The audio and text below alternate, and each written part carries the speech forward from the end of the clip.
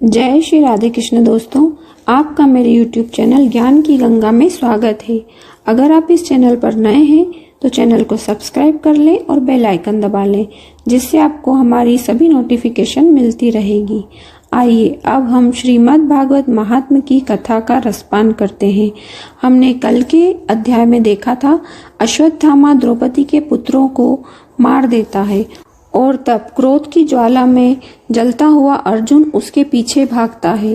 तभी अर्जुन व अश्वत्थामा दोनों के ही ब्रह्मास्त्रों के तेज प्रलयकालीन सूर्य एवं अग्नि के समान आपस में टकराकर सारे आकाश की दिशाओं में फैल गए और बढ़ने लगे और तीनों लोकों में जलाने वाली उन दोनों अस्त्रों की बढ़ती हुई अग्नि से प्रजा जलने लगी। उसे देखकर सबने यही समझा कि प्रलयकालीन अग्नि है। उसके पश्चात जब अश्वत्थामा को द्रौपदी के समक्ष लाया गया तब द्रौपदी ने उसे छोड़ देने के लिए कहा, क्योंकि वह गुरु पुत्र है, ब्राह्मण का पुत्र है। इसके पश्चात अर्जुन ने भगवान की आज्ञा से अपनी तलवार से अश्वत्थामा के सिर की मणि निकाल दी और कहा कि इसके भिन्न शारीरिक वध का कोई विधान नहीं है। पुत्रों की मृत्यु से द्रौपदी और पांडव सभी शोकातुर थे। उन्होंने अपने मरे हुए भाई बंधुओं की अंत्येष्टि क्रिया की। इसके पश्चात इसके आगे की कथा हम आगे के अध्याय में श्रवण करते हैं। 8वां अध्याय, गर्भ में राजा परीक्षित की रक्षा, कुंती के द्वारा भगवान की स्तुति और युधिष्ठिर का शोक। ओम नमो भगवते वासुदेवाय नमः। सुत जी कहते हैं, इसके बाद पांडव श्री कृष्ण के साथ जलांजलि के इच्छुक मरे हुए स्वजनों का तर्पण करने के लिए स्त्रियों को आगे करके गंगा तट पर गए। वहां उन सब ने मृत बंधुओं को जलदान दिया और उनसे गुणों का स्मरण करके बहुत विलाप किया। तदंतर भगवान के चरण कमलों की धूलि से पवित्र गंगा जल में पुनः स्नान किया। वहां अपने भाइयों के साथ कुरुपति महाराज युधिष्ठिर, धृतराष्ट्र, पुत्र शोक से व्याकुल गांधारी, कुंती और द्रौपदी सब बैठकर मरे हुए स्वजनों के लिए शोक करने लगे।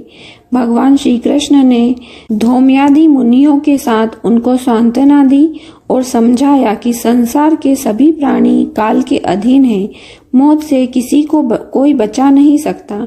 इस प्रकार भगवान श्री कृष्ण ने अजात शत्रु महाराज युधिष्ठिर को उनका वह राज्य जो धूर्तों ने छल से छीन लिया था वापस दिलाया तथा द्रौपदी के केशों को स्पर्श करने से जिनकी आयु क्षीण हो गई थी उन दुष्ट राजाओं का वध कराया। साथ ही युधिष्ठिर के द्वारा उत्तम सामग्रियों से तथा पुरोहितों से 3 अश्वमेध यज्ञ कराए। इस प्रकार युधिष्ठिर के पवित्र यशों को 100 यज्ञ करने वाले इंद्र के यश की तरह सब ओर फैला दिया। इसके बाद भगवान श्री कृष्ण ने वहां से जाने का विचार किया। उन्होंने इसके लिए पांडवों से विदा ली और व्यास आदि ब्राह्मणों का सत्कार किया। उन लोगों ने भी भगवान का बड़ा ही सम्मान किया। तदंतर सात्यकी और उद्धव के साथ द्वारका जाने के लिए वे रथ पर सवार हुए। उसी समय उन्होंने देखा कि उत्तरा भय से विहल होकर सामने से दौड़ी चली आ रही है। उत्तरा ने कहा, देवाधिदेव जगदीश्वर, आप महायोगी हैं, आप मेरी रक्षा कीजिए, रक्षा कीजिए। आपके अतिरिक्त इस लोक में मुझे अभय देने वाला कोई नहीं है, क्योंकि यहाँ सभी परस्पर एक दूसरे की मृत्यु के निमित्त बन रहे हैं। प्रभु, आप सर्वशक्तिमान हैं।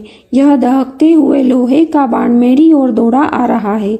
स्वामिन, यह मुझे भले ही जला डाले, परंतु मेरे गर्भ को नष्ट न करे, ऐसी कृपा कीजिए। सुत जी कहते हैं, भक्तवत्सल भगवान श्री कृष्ण उसकी बात सुनते ही जान गए कि यह अश्वत्थामा ने पांडवों के वंश को निर्बीज करने के लिए ब्रह्मास्त्र का प्रयोग किया है। शौनक जी, उसी समय पांडवों ने भी देखा कि जलते हुए 5 बाण हमारी ओर आ रहे हैं, इसलिए उन्होंने भी अपने अपने अस्त्र उठा लिए। सर्वशक्तिमान भगवान श्री कृष्ण ने अपने अनन्य प्रेमियों पर, शरणागत भक्तों पर बहुत बड़ी विपत्ति आई जानकर अपने निज अस्त्र सुदर्शन चक्र से उन निज जनों की रक्षा की। योगेश्वर श्री कृष्ण समस्त प्राणियों के हृदय में विराजमान आत्मा है। उन्होंने उत्तरा के गर्भ को पांडवों की वंश परंपरा चलाने के लिए अपनी माया के कवच से ढक दिया। शौनक जी, यद्यपि ब्रह्मास्त्र अमोघ है और उसके निवारण का कोई उपाय भी नहीं है, फिर भी भगवान श्री कृष्ण के तेज के सामने आकर वह शांत हो गया। यह कोई आश्चर्य की बात नहीं है, क्योंकि भगवान तो सर्वाश्चर्यमय है। वे ही अपनी निज शक्ति माया से स्वयं अजन्मा होकर भी इस संसार की सृष्टि, रक्षा और संहार करते हैं। जब भगवान श्री कृष्ण जानने लगे, तब ब्रह्मास्त्र की ज्वाला से मुक्त अपने पुत्रों के और द्रौपदी के साथ सती कुंती ने भगवान श्री कृष्ण की इस प्रकार स्तुति की। कुंती ने कहा, आप समस्त जीवों के बाहर और भीतर एक रस स्थिर हैं, फिर भी इंद्रियों और वृत्तियों से देखे नहीं जाते, क्योंकि आप प्रकृति से परे आदि पुरुष परमेश्वर हैं। मैं आपको नमस्कार करती हूँ। इंद्रियों से जो कुछ जाना जाता है, उसकी तह में आप विद्यमान हैं और आपकी ही माया पथ से अपने को ढके रहते हैं। मैं अबोध नारी, आप अविनाशी पुरुषोत्तम को भला कैसे जान सकती हूँ? जैसे मूढ़ लोग दूसरा भेष धारण किए हुए नाटकों प्रत्यक्ष देखकर भी नहीं पहचान सकते, वैसे ही आप दिखते हुए भी नहीं दिखते हैं। आप शुद्ध हृदय वाले विचारशील जीवन मुक्त परमहंसों के हृदय में अपनी प्रेममयी भक्ति का सृजन करने के लिए अवतीर्ण हुए हैं। फिर हम अल्पबुद्धि स्त्रियां आपको कैसे पहचान सकती है? आप श्री कृष्ण वासुदेव, देवकी नंदन गोप के लाडले लाल गोविंद को हमारा बारंबार प्रणाम है, जिनकी नाभि से ब्रह्मा का जन्म स्थल कमल प्रकट हुआ, जो सुंदर कमलों की माला धारण करते हैं, जिनके नेत्र कमल के समान विशाल और कोमल हैं, जिनके चरण कमलों में कमल का चिन्ह है। श्री कृष्ण, ऐसे आपको मेरा बार बार नमस्कार है। ऋषिकेश, जैसे आपने दुष्ट कंस के द्वारा कैद की हुई और चिरकाल से शोकग्रस्त देवकी की रक्षा की थी, वैसे ही पुत्रों के साथ मेरी भी आपने बार बार विपत्तियों से रक्षा की है। आप ही हमारे स्वामी हैं, आप सर्वशक्तिमान हैं। श्री कृष्ण, कहाँ तक गिनाऊं?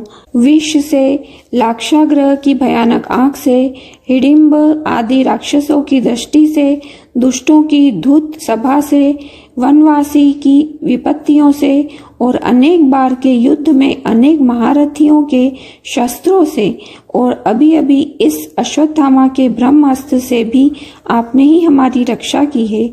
जगत गुरु, हमारे जीवन के सर्वदा पद पद पर विपत्तियां आती रहे, क्योंकि विपत्तियों में ही निश्चित रूप से आपके दर्शन हुआ करते हैं और आपके दर्शन हो जाने पर फिर जन्म मृत्यु के चक्र में नहीं आना पड़ता।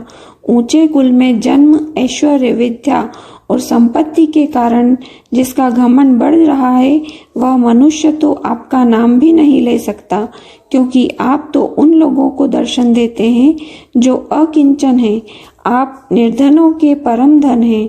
माया का प्रपंच आपका स्पर्श भी नहीं कर सकते। आप अपने आप में ही विहार करने वाले परम शांत रूप हैं। आप ही केवल मोक्ष के अधिपति हैं। आपको मैं बार बार नमस्कार करती हूँ। मैं आपको अनादि अनंत सर्वव्यापक सबके नियंता काल रूप परमेश्वर समझती हूँ। संसार के समस्त पदार्थ और प्राणी आप सब में टकरा कर विषमता के कारण परस्पर विरुद्ध हो रहे हैं, परंतु आप सब में समान रूप से विचर रहे हैं। भगवान, आप जब मनुष्य की लीला करते हैं, तब आप क्या करना चाहते हैं यह कोई नहीं जानता। आपका कभी कोई न प्रिय है न अप्रिय है। आपके संबंध में लोगों की बुद्धि ही विषम हुआ करती है। आप विश्व के आत्मा हैं, विश्व रूप हैं। न आप जन्म लेते हैं और न कर्म ही करते हैं, फिर भी पशु पक्षी मनुष्य ऋषि जलचर आदि में आप जन्म लेते हैं और उन योनियों के रूप अनुरूप दिव्य कर्म भी करते हैं। यह आपकी लीला ही तो है। जब बचपन में आपने दूध की मटकी फोड़कर यशोदा मैया को खिंचा दिया था और उन्होंने आपको बांधने के लिए हाथों में रस्सी ली थी, तब आपकी आंखों में आंसू छलक आए थे, काजल कपोलों पर बह चला था, नेत्र चंचल हो रहे थे और भय की भावना से आपने अपने मुख को नीचे की ओर झुका लिया था। आपकी उस दशा का लीला छवि का ध्यान करके ही मोहित हो जाती हूँ। भला जिससे भय भी भय मानता है, उसकी यह दशा। आपने अजन्मा होकर भी जन्म क्यों लिया है, इसका कारण बतलाते हुए कोई महापुरुष यूँ कहते हैं कि जैसे मलयांचल की कीर्ति का विस्तार करने के लिए उसमें चंदन प्रकट होता है, वैसे ही अपने प्रिय भक्त पुण्य श्लोक को राजा युद्ध की कीर्ति का विस्तार करने के लिए ही आपने उनके वंश में अवतार ग्रहण किया है।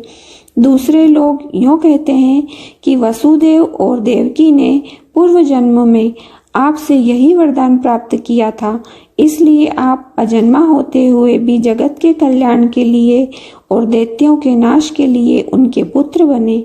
कुछ और लोग यूं कहते हैं कि यह पृथ्वी दैत्यों के अत्यंत भार से समुद्र में डूबते हुए जहाज की तरह डगमगा रही थी, पीड़ित हो रही थी। तब ब्रह्मा की प्रार्थना से उसका भार उतारने के लिए आप प्रकट हुए हैं। कोई महापुरुष यूं कहते हैं कि जो लोग इस संसार में अज्ञान, कामना और कर्मों के बंधन में जकड़े हुए पीड़ित हो रहे हैं, उन लोगों के लिए श्रवण और स्मरण करने योग्य लीला करने के विचार से ही आपने अवतार ग्रहण किया है। भक्तजन बार बार चरण कमल का दर्शन कर पाते हैं, जो मनुष्य मृत्यु के प्रवाह को सदा के लिए रोक देता है। भक्त वांछा कल्प तरु प्रभु, क्या अब आप अपने आश्रित और संबंधी हम लोगों को छोड़कर जाना चाहते हैं? आप जानते हैं कि आपके चरण कमलों के अतिरिक्त हमें और किसी का सहारा नहीं है। पृथ्वी के राजाओं के तो हम यूं ही विरोधी हो गए हैं।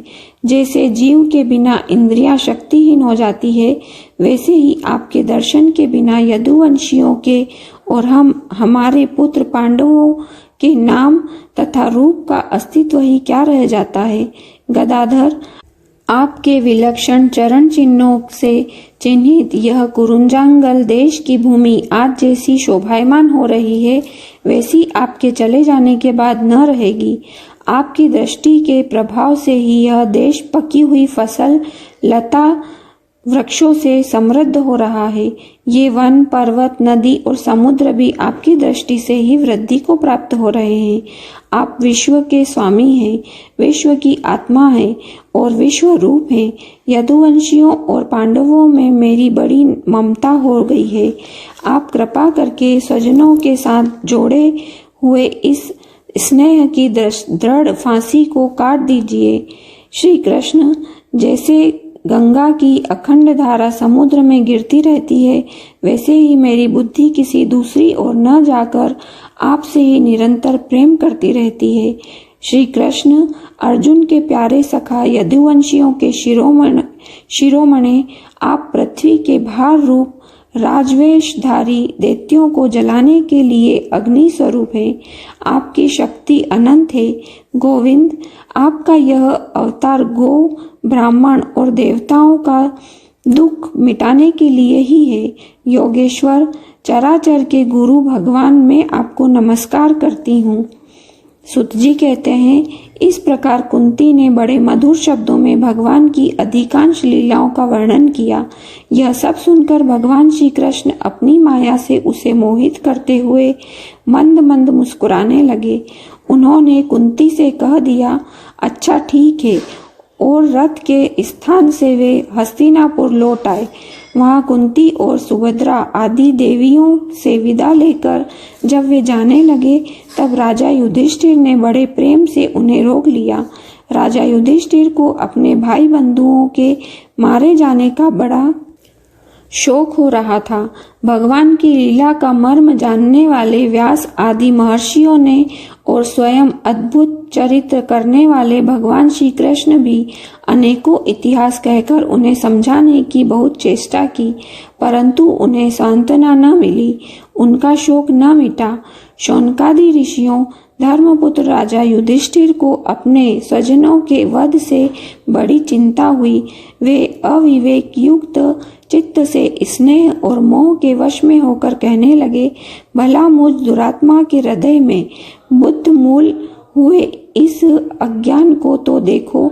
मैंने सियार कुत्तों के आहार इस अनात्मा शरीर के लिए अनेक अक्षोहिणी सेना का नाश कर डाला है। मैंने बालक, ब्राह्मण, संबंधी, मित्र, चाचा, ताऊ, भाई, बंधु और गुरुजनों से द्रोह किया है। करोड़ों वर्षों में भी नरक से मेरा छुटकारा नहीं हो सकता। यद्यपि शास्त्र का वचन है कि राजा यदि प्रजा का पालन करने के लिए धर्म युद्ध में शत्रुओं को मारे तो उसे पाप नहीं लगता, फिर भी इससे मुझे संतोष नहीं होता। स्त्रियों के पति और भाई बंधुओं को मारने से उनका मेरे द्वारा यह जो अपराध हुआ है, उनका मैं ग्रह स्थोचित यज्ञ आदियों के द्वारा मार्जन करने में समर्थ नहीं हूँ। जैसे कीचड़ से गंदा जल स्वच्छ नहीं किया जा सकता, मदिरा से मदिरा की अपवित्रता नहीं मिटाई जा सकती, वैसे ही बहुत से हिंसा बहुल यज्ञों के द्वारा एक भी प्राणी की हत्या का प्रायश्चित नहीं किया जा सकता। आज का अध्याय यहीं समाप्त होता है। इसके आगे की कथा हम कल के अध्याय में श्रवण करेंगे। श्री कृष्ण शरणं मम, श्री कृष्ण शरणं मम, श्री कृष्ण शरणं मम।